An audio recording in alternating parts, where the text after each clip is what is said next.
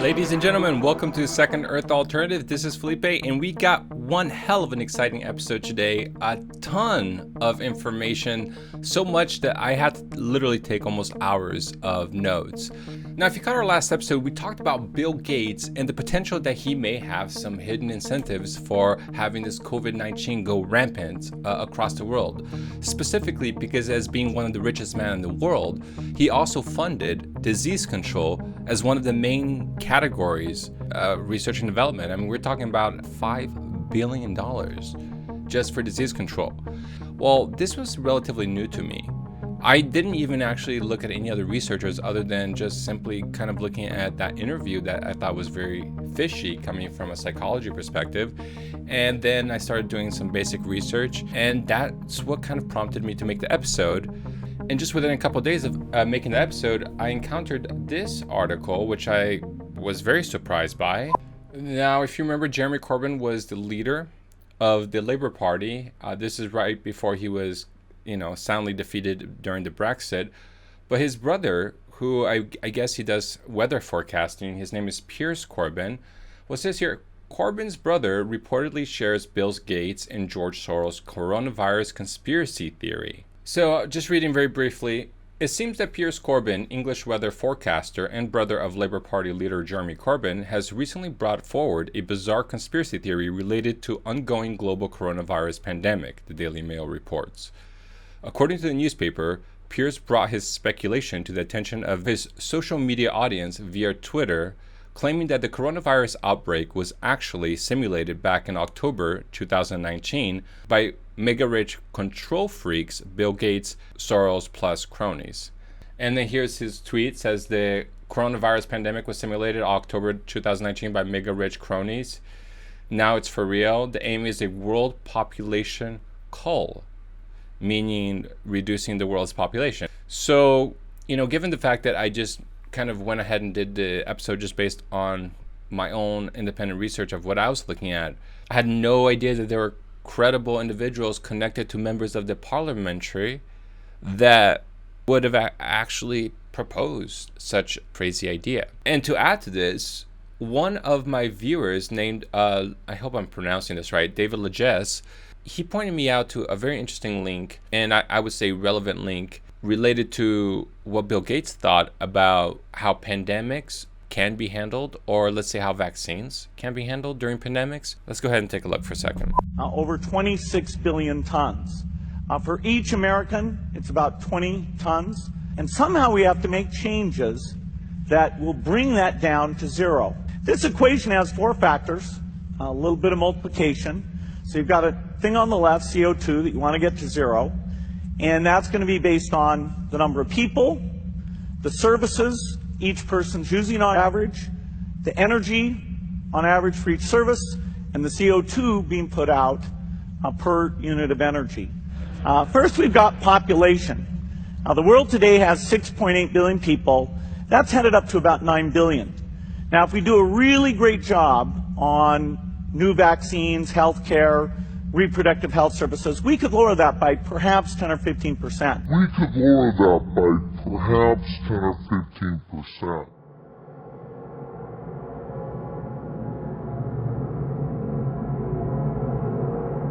So, like I was saying earlier in my episode, when you consider the fact that 9/11 was preceded by an exercise, and then you have another exercise just a few months or a year before this huge pandemic, to which one of the richest people in the world seems to be intrinsically linked to, at least linked to its potential solutions, it forces me to either be a naive idiot, or I have to question, are these guys just psychic with their quote-unquote exercises?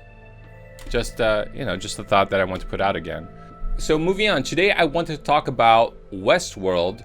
Now, we did an initial episode, and when I first did this episode, I didn't do it because I was looking for symbols. I did it because I watched the episodes and was inundated, just flooded with symbols that were so obvious, in my opinion, that it just screamed to be interpreted. And yeah, upon interpreting, I found all kinds of weird things that God knows if it is a real connection.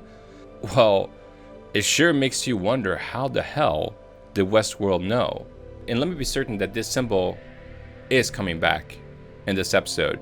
Now, if you never watched Westworld, it's basically an adaptation of a series of books related to AI takeover. And essentially the story starts with Truman Show type world that we inhabit from the robots' perspectives, and the robots not really knowing what they're in, what they're going through. And in this third season, this is the first time that we actually see this AI robot supposedly go out into the real world. And this is a season where I'm seeing symbols after symbols after symbols that it just, to me, it's absolutely inexplicable. I don't know, you might want to read more about ancient Kabbalism. The whole idea is certainly talk about the energy of symbols. So the second episode didn't have a lot to report on, but this third episode where Dolores, the main character who is a robot who has essentially snuck into the real world. Well, the first episode and third episode had to do with the quote-unquote real world. And these are the episodes where I'm seeing all kinds of weird symbols. And so let's just go ahead and start here. The series goes and it begins with a very interesting scene. And this is Charlotte. She got killed in the second season, but in the third season, she was brought back as a robot. Literally, it's a robot's mind disguised in quote-unquote Charlotte's DNA printing her body, her makeup. And so right here, the scene is not actually of Charlotte's. This is what I believe to be Teddy Flood. From the first season, Teddy was the cowboy guy who was in love with Dolores. Now, what's so interesting about the scene is it starts out with Charlotte as Teddy asking, "Who am I?" Then Dolores responds, "Creature of beauty and power, let me show you who you must pretend to be." So when you have this line of "let me show you who you must pretend to be," for all of those familiar with CIA Control, CIA MKULTRA, I'll be honest with you, I don't even know if I'm really surprised that they're bringing it back up in this episode. But once again, you have the same motif of mind control. And something else to consider about this scene is if you kind of take a step back, symbolically, it's very reminiscent of a church. When you see the windows and the way that the sun kind of beams in. So after this awakening android in a body type scene, we have the introduction, which we've gone over this just to briefly show you the symbols. We have the symbol of the cell. We have humanity or some kind of civilization within the cell. You have the eagle flying into what looks like to be a jet turbine. We have the classical man touching God, touching fingers. This is very reminiscent of the creation of Adam by Michelangelo. And we've gone over a lot of these symbols of golden ratio, of AI takeover. And then we got the disease cell again. I mean, you can call it normal cell or disease cell, it's up for interpretation. And we got, now this I thought was the most revealing symbol of all, because you're talking about an eagle, which eagle basically represents a symbol of America. I mean, you can say represents Germany too, but for the most part, when you compare it to China, other countries, eagle is American. And you got the American symbol with the cell, once again, encompassing all of civilization. And then there goes the eagle disintegrating. So in the first episode, we interpreted this as essentially the artificial intelligence takeover and the death of individuality, the death of America, so to speak. All right, so we go to our first scene. We have elevated scrutiny in San Francisco, USA. Look at these tiny little dots, okay? I'm going to make this as big as I can so you can really see this. Look at those. Tell me that doesn't look like some kind of organic cell that's encompassing the entire world. And now you have elevated scrutiny in San Francisco. Now, if you caught the first episode, every instance in which we've had elevated scrutiny, it's a city that's usually highly, or has been highly affected by COVID-19. Could be just a coincidence, but I needed to at least point that out. And what does this scene start with? Well, surprise, surprise. Charlotte smoking. Remember that COVID-19 is a respiratory disease? That was the only point of shooting that moment. Now, this is a symbol that's really cool because I didn't catch this the first time. It was one of my viewers who brought this up. Okay, first of all, you see this building right here? Well, in the first episode, I'll try to pull out a screen capture to show you. The first time that we actually saw Charlotte smoking, once again symbolic of the respiratory disease, we had that building in the background, which, surprise, surprise, looks like an owl. Owls are very important. Owls was present within the petroglyphs of Lilith, Inanna, all those ancient Sumerian Babylonian goddesses. Owl was talked about in the poems by Sumerians when they were referencing extraterrestrials, or what we interpreted to be extraterrestrials that were quote-unquote sexless. Not joking, they had no gender, these owls that flew over people's houses according to Sumerian poems. Lastly, owl is also part of the Bohemian Grove, where they literally have in their slogan, "Weaving spiders come not here." Now, this took a little bit backtracking in terms of symbols, but spider historically is considered to be the spinner of all of life. According to certain cultures, like the Hindu culture, they have a goddess named Maya, who is also symbolized as a spider, who is the weaver of life, the one who weaved the spider web to which we all live harmonically under that structure. So when you say weaving spiders come not here, it's no different than almost a Luciferian doctrine, which is like, I will do whatever the freaking hell I want. Because the whole idea of having a web is that there are harmonic creation laws to which we all abide to. And certain ideas, certain scriptures will not adhere to that. Of course, talking about the Luciferian doctrine. So this is kind of interesting. First of all, once again, you got the kind of pyramid-like shape in the background. You might think that's random, but as we go through this episode, I think you realize that there's so much of these that it was probably intended to be there. Now, I want to give you the line real quick because here these guys pull out these weird parts that then eventually turns into some mega robot. But the assistant comes over and she says, I quote, "The Saudis backed out of the incident in the park. We're working on new buyers." I just thought it was kind of interesting that they kind of referenced the Saudis because the Saudis were the first to give citizenship to Sofia, headed by Ben Gorzo, a name that we just brought up in the previous episode.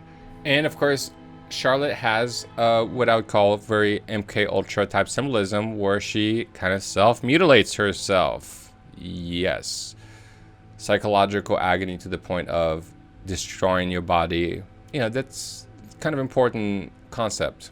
Now, in terms of symbols, I'm going to be straight up with you. This next scene is probably my favorite symbol because if this symbol is what I think it is, then we had actually literally created the exact same symbolism in one of our thumbs. So we start out with her and she's doing that self-mutilation thing because she can't get this human mind off of the machine that's essentially trying to take over. And look what happens when the blood drips. Do you see that? What does a human blood look like when it drips? Let's make this bigger so you guys can really see what's going on here.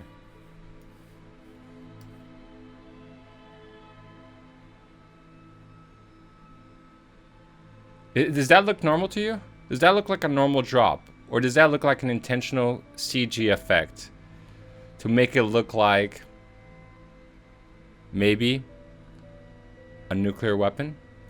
Alright, so you think I've gone bonkers, right? Well, if you think I've gone absolutely crazy, then check out the very next shot. Check this out. Please tell me you see that.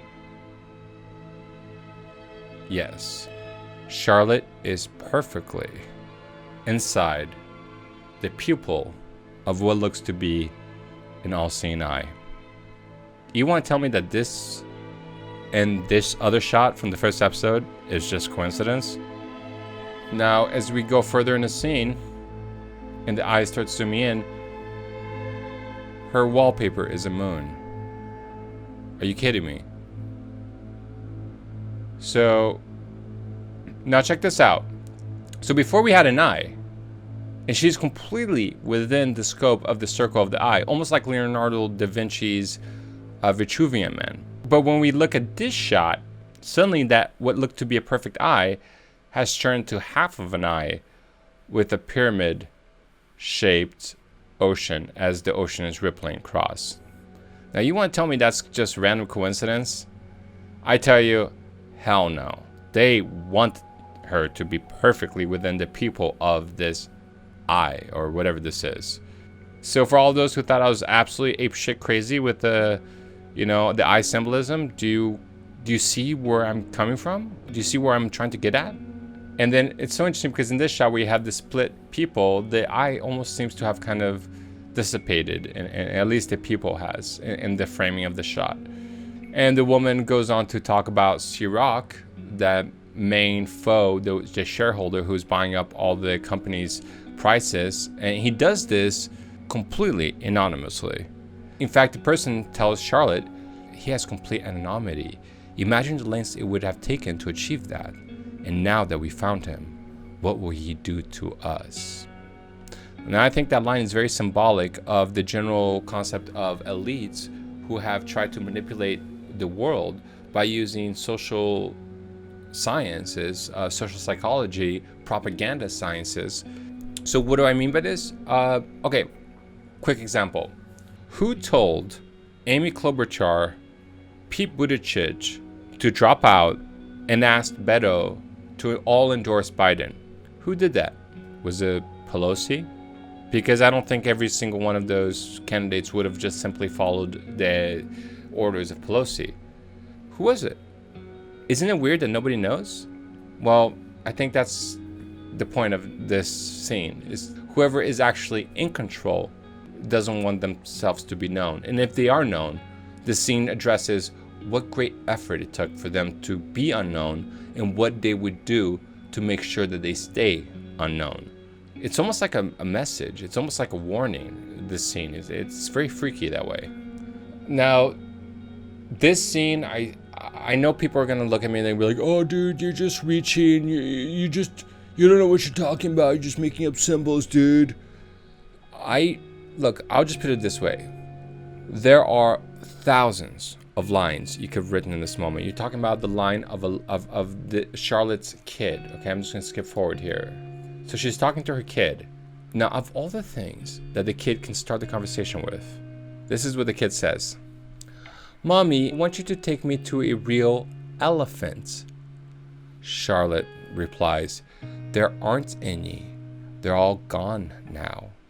Of all the conversations, of all the animals, you tell me this kid just happens to pick out the one animal that represents the liberty-loving, independent-thinking Republican Party? That there are, quote-unquote, no more elephants left in the world? Why not dolphins? Why not some other symbol that has no actual connection to our politics? So I was already getting creeped out by this moment, specifically because of all the symbols in the first episode. So this scene is not much. It's just the investors talking about the hostile takeover. They think they're talking to Charlotte, but Charlotte, once again, is not the real Charlotte. She was killed in the last season. She's just a robot. And they just kind of say that there's a mole within their organization. I want to show you the next couple scenes because once again, you kind of have this like weird wing-like motif with the owl face right over here, the owl-looking type building. And there you go. We got this self-sustainability. So at first when we showed it in the first season, we talked about how the buildings seem to indicate this post-utopian world where food is not easily grown. Well, I think this is very obvious because this is CG. It's very obvious that the creators wanted to give that feeling that the people are essentially growing their own foods within the compounds of their buildings, of the city gardens. Once again, hinting at a post-apocalyptic world that seems eerily familiar to the pandemic scenario that we're in. Now, if you think I'm just making this pandemic shit up, I'm going to show you something at the end of this episode that's going to kind of hit the nail in the coffin and make you realize that this Westworld creators were actually trying to portray not just a post-apocalyptic dystopian type world, but one where disease was the main culprit that affected the previous civilization. And then also mind you that the ship even in a sense kind of looks like a flying, owl or whatever you want to call it. It looks like a flying avian with its little eyes and its wings. It has a very, very organic bird-like feel to this vehicle. Okay, now if you weren't creeped out enough by all the MKULTRA, all the mind control symbolisms that you've seen, not only from this episode, but also the first episode, Well, this scene takes the prize. So I swear, there's no way this is just a coincidence. So Dolores goes over and is talking to Teddy Flood in the body of Charlotte, and she's essentially trying to figure out why Charlotte is not able to quote-unquote control herself, because being Teddy Flood in the body of Charlotte, she seems unable to hold her emotions. So it's a very MKUltra type of scene where, you know, if you know anything about what the CIA did with MKUltra, what Stanley Kubrick was trying to show with Clockwork Orange, where they peel the eyes back, peeling the eyes back and putting that dude in that scenario of flashing images, that was to showcase how the human mind can be broken. And what did they do when they break the human mind? Well, they insert a false personality to which they then can utilize or control in a manner that can make an assassin, for example, as a secondary personality, and then just have a keyword to trigger that personality.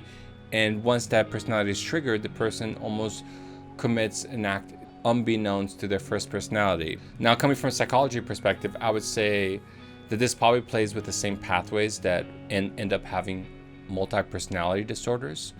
You know, people who experience like massive traumatic stuff, like whenever you see somebody change their personality and suddenly they're just a completely different person, that is a direct consequence of how the human mind is able to deal with trauma. And when the human mind is absolutely unable to take in all the trauma that is happening to the person at the time, well, the mind has this almost like defensive mechanism of creating an alternate personality so that the mind can live its conscious free choices in this other safe space while completely shielding themselves and completely forgetting about the previous personality. So when you see the MKUltra people breaking people's mind by overstimulating them and then putting false imprinted personalities in them, that's what I think. I think of those people with multi-personality disorders. So I'm telling you all this because this scene, just like we showed in the first episode with a guy screaming off the top of his head, it kind of mirrors that. It mirrors those ideas. So if you ever heard of the concept of caretaker, where in this quote-unquote Illuminati circles, supposedly there is the caregiver or whatever it's called. I forgot the term. The caretaker or the controller. It's like where you have somebody who's brainwashed and then you have somebody who's doing the brainwashing and who's kind of taking care of them or managing them. And let me read you the line. So Dolores says, "I can't always be there to hold your hands. What's wrong?" And then Teddy, as Charlotte, says, "Who am I? I feel like I'm changing. What the fuck is happening to me?" And Dolores is so confused. She doesn't understand how an AI can be experiencing this, that she ends up turning off her emotions. She says, "Analysis, turn off your emotion effect." So then Charlotte gets to this kind of, almost like I said, this other controlled mind type state where your mind is being controlled by somebody else, turns off her emotions, and does exactly what Dolores asks her to do, which is to go to a room. And yes, the symbols do not end there. Check this out. They're in a room. First of all, what the hell is that? What is that painting? But to me, it just looks like one of those ink block tests that is made to look like the face of a devil. I could be wrong, but what do you think? And then Dolores asks her, "Well, why are you hurting yourself?" Consider that as she's taking away the scar, it's as if you got an eye shape there, right? You kind of see the eye shape before, but it becomes a lot more obvious as she's kind of taking out the scar. And just as she burns away the eye shape, let me read you the line that Charlotte is saying. "Because I can't stop. It's like she's trying to take back control, like she wants to cut into her skin and rip me out of her head." Once again, the idea of mind control. Dolores responds, "No one knows you like I do." Charlotte says, "If I ever lost you, I don't know what I would do." Very, very kind of dependency controlling type line. And then Charlotte asks for a reassurance, saying, "Tell me it won't always be like this, that we will be able to be ourselves." Dolores, in a very Illuminati type way, responds in the very end, "You belong to me. You know that, right?" Really? That's the line you're gonna pick? You belong to me? You know that, right? After all those all-seeing eyes, all those weird symbols. Too many symbols to believe it's all coincidence. Let's put it that way.